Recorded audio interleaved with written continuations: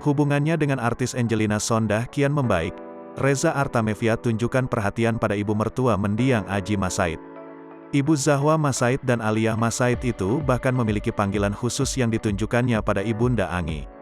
Ia memang selepas keluar dari penjara, Angelina Sondakh kembali menjalin silaturahmi dengan Reza Artamevia, mantan istri almarhum Aji Masaid. Keduanya tampak menyempatkan diri untuk saling bertemu dan secara bergantian menghabiskan waktu dengan ketiga anak Aji.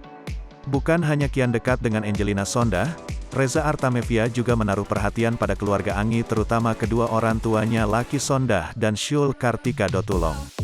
Seperti yang tampak kala Angi merayakan ulang tahun sang ibu untuk pertama kalinya. Angi menunjukkan momen kala ia memberikan kejutan dengan membawakan kue ulang tahun untuk Syul bersama Keanu dan Laki Sondakh. Kejutan sederhana yang diberikan Angi di hari ulang tahun ibunya itu lantas memancing reaksi dari Reza Artamevia. Pelantun lagu Berharap Tak Berpisah itu pun ikut memberikan ucapan pada Syul yang dipanggilnya dengan sebutan Oma. "Happy birthday Oma," ucap Reza Artamevia. "Thank you Teteh," balas Angi.